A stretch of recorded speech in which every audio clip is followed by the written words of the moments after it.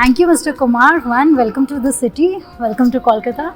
And I would like to know from your new journey now, from the journey from being the most important banker in the country to an author, and to now with Bharat Pe, a new step into a new industry. A new industry in a new space. How do you look at it?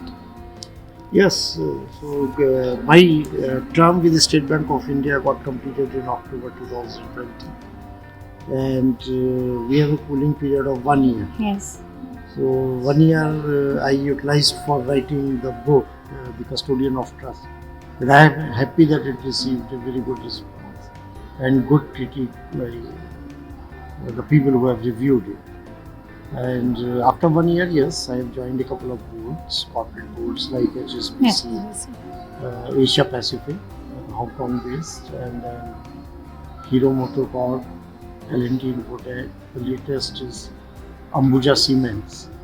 And other than that, couple of advisory roles, but fintech has always been a subject of interest. And when I was approached for joining the board of Bharat Pe, I said yes. Initially, I was reluctant, but later on, because of my interest in the financial technology industry, so I said yes. Currently, for last 1 year, I am chairing their board, and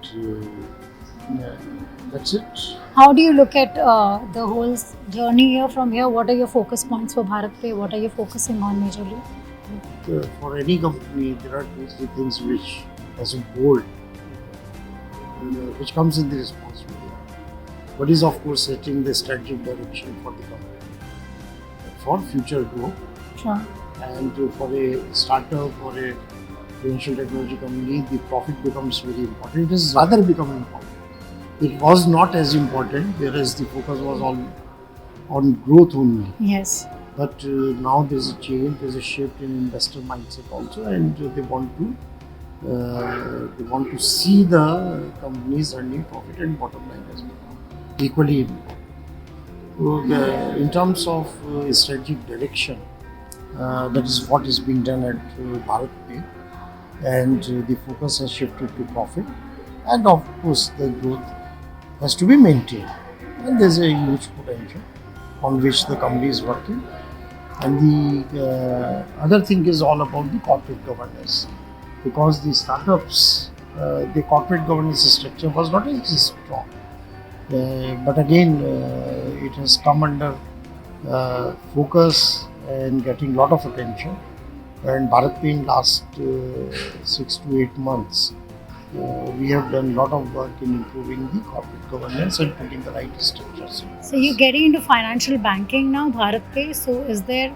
We are part of the payment system in a way that we acquire merchants on behalf of the banks, and using the control over their cash flows.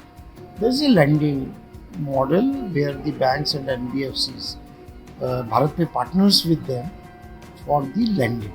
And payment business is not much scope for generating revenue. Revenue comes mostly from lending. So you will not completely turn around into the banking features? No. We don't have a banking license. We are more of a technology service provider. But won't look at it in the future also? No. Bharat Pe has invested equity in Unity Small Finance Bank along with Centrum. But the promoter is Centrum with 51% stake.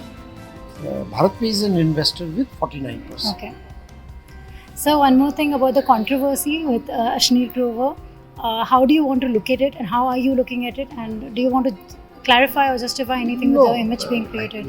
I never talk about any individual, but I talk only about what is being done at Bharat Pe, so that it becomes a company or a startup which sets a standard for others. And that is what the plan is, and that is where the investors, board, the management team, all are working together to make Bharat Pe, you can call it a gold standard, as far as the governance is concerned and as far as compliance with any law in the country is concerned.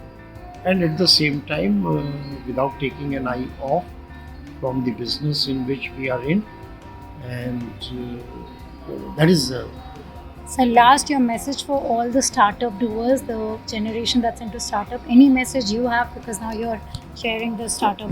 the startups in the country are doing a great job. They are bringing solutions to the problem which are common.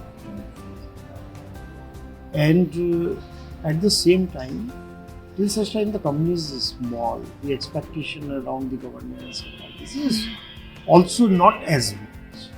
But when you grow or a startup grows beyond its size, then it becomes equally important that the business is kept under focus, growth is kept under focus, but at the same time the governance structure and the policies also need to be put in place and given equal importance. Okay. So this is any mistake you think startups are doing nowadays?